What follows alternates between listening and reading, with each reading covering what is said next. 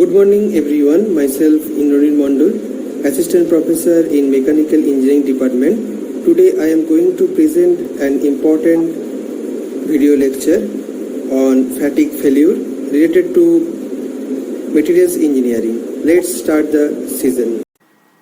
Fatigue, failure under fluctuating stress.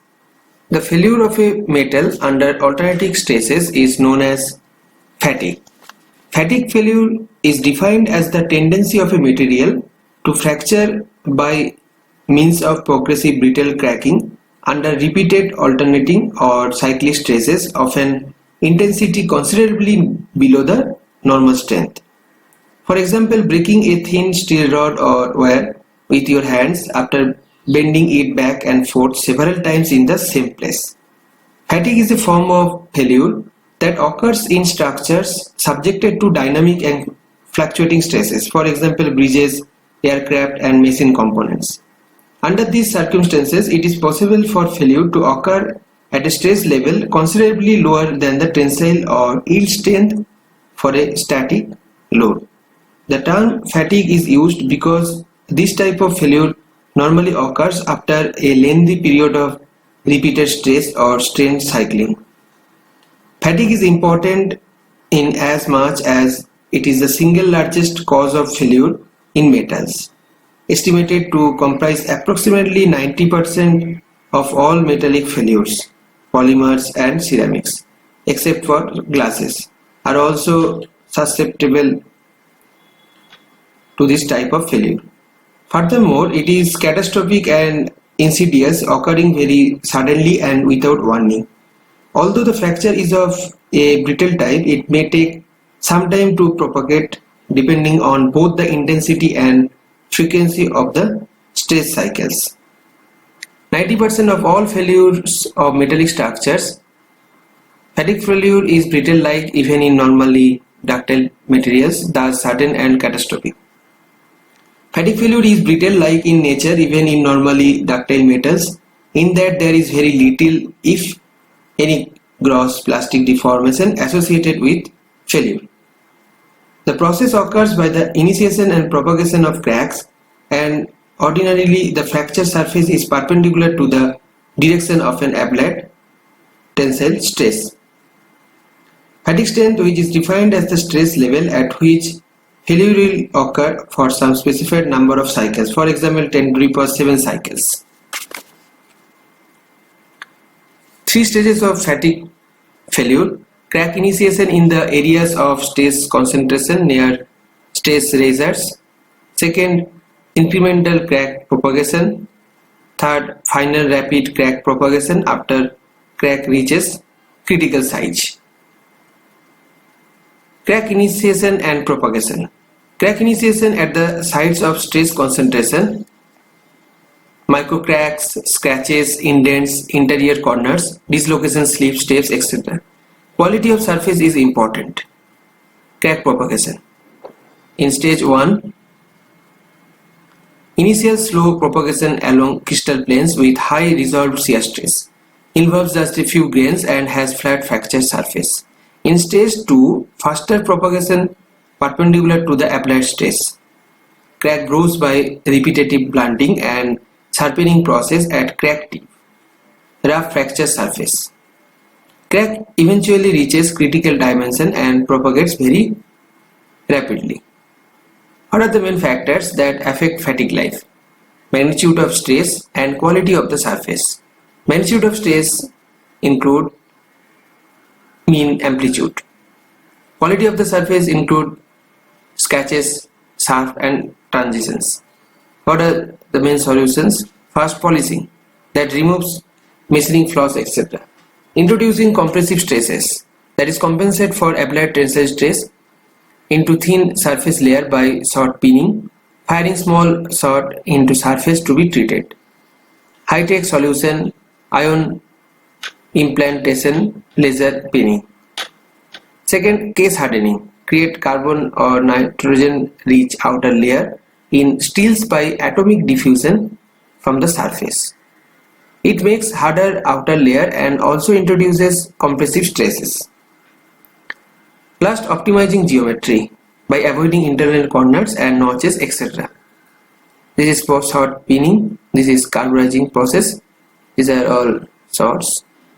Put surface into compression. This carbon-rich gas. So these are the main solutions. Fatigue cyclic stresses. This is characterized by maximum, minimum or mean range of stress, stress amplitude and stress ratio. This is stress versus time graph. You see this is mean stress. This one is stress amplitude, sigma suffix A. This is sigma suffix R, that is range of stress.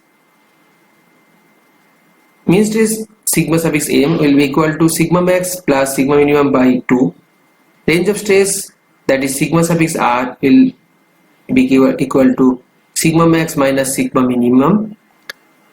Stress amplitude sigma suffix A is equal to sigma R by 2, that is sigma max minus sigma minimum by 2.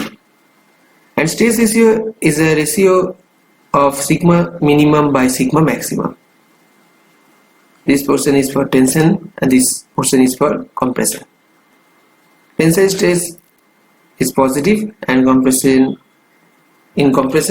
stress is negative.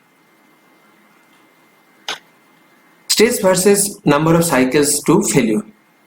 For low cycle fatigue, high loads, plastic and elastic deformation, and for high cycle fatigue, in case of low loads and elastic deformation, that is number of cycles greater than 10 to the power 5. And this is the stress specimen. There are two bearing housings. You have to apply load. This is flexible coupling, high speed motor and counter. This is fatigue test. After fatigue test, you will get results. This is stress amplitude capital S versus cycles of failure, that is capital N logarithmic scale. You see that this curve becomes horizontal at large number of cycles. Stress amplitude below which the material never fails, no matter how large the number of cycle is.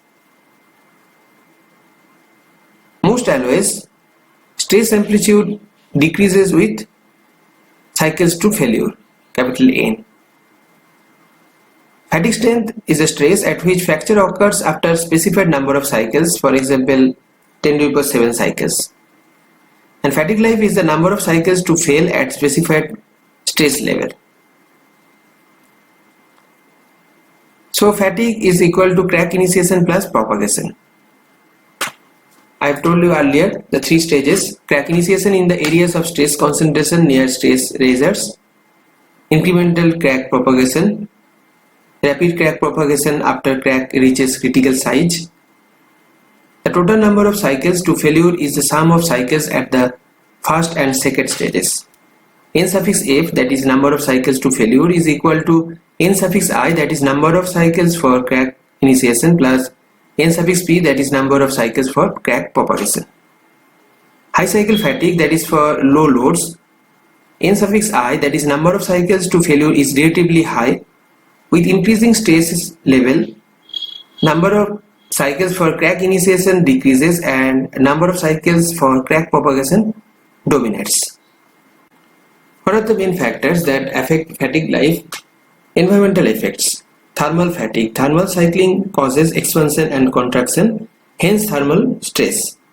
What are the main solutions? You have to change design and you have to use materials with low thermal expansion coefficients. Corrosion fatigue. Chemical reactions induce speeds which act as stress razors. Corrosion also enhances crack propagation. What are the main solutions? You have to decrease corrosiveness of medium, add protective surface coating, and add residual compressive stresses. The macroscopic character of fatigue failure. Because of the manner in which the fracture develops, the surfaces of a fatigue fracture are divided into two areas with distinctly different appearances. In most cases, the surface will have a polished or burnished appearance in the region where the crack grew slowly. In the last stage, the surfaces developed are rough and irregular.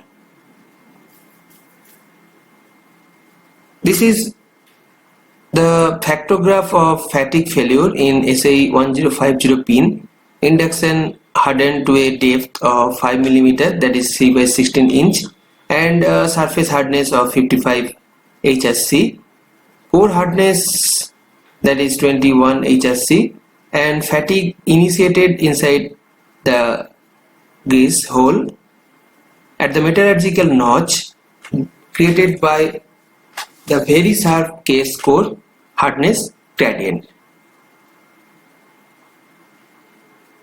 This is the symmetric representation of fatigue fracture surface marks produced on smooth and notched components with circular cross sections under various loading conditions. This is for high nominal stress and this is for low nominal stress. This is for unidirectional bending, this is for reverse bending, this is tension. If you like this video, please be connected with me and like, share and subscribe my channel. Thank you very much.